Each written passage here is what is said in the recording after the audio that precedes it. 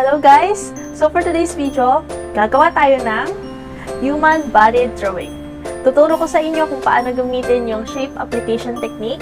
This is a quick sketch at ito yung ginagamit nating pundasyon para makagawa tayo ng human body figure.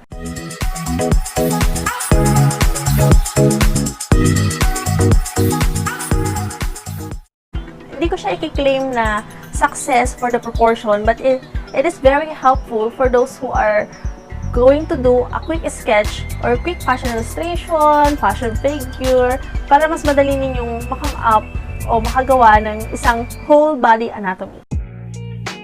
In making body structure, applying the concept of shape is very effective in making quick sketch. The first thing to do is to draw the head and neck.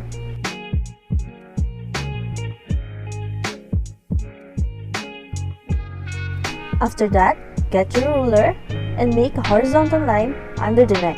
This will be your guide in making the shoulder.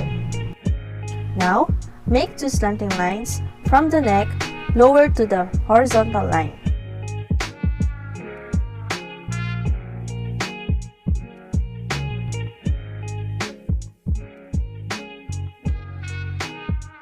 From the shoulder to waist, make certain that the parallel lines go slimmer. And this will be your waistline.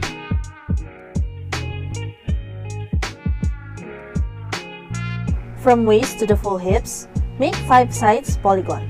This will indicate the pelvic area of the human body. The thighs and limbs are in the same length, but the girth size aren't the same. The thigh is much larger and the limbs are slimmer.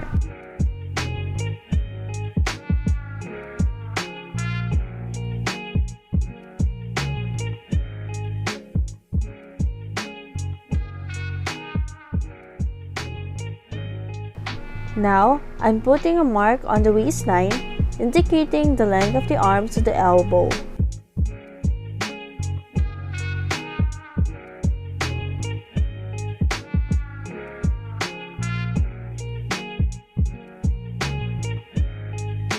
The hands should never exceed on the half thigh of the human body.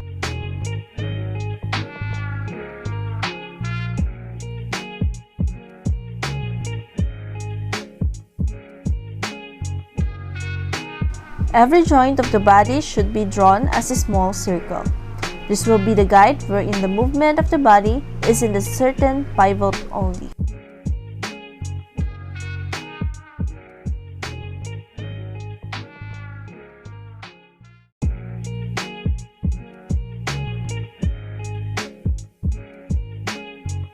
Here's the example of pivoting joints to create another pose.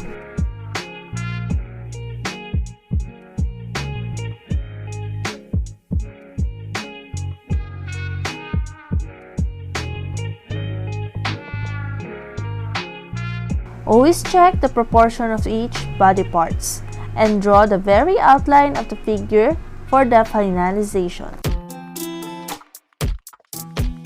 Sana marami kayo natutunan sa aking tutorial in making a quick sketch, and don't forget to like and subscribe my channel. Maraming salamat at magkikita tayong muli sa susunod kong vlog.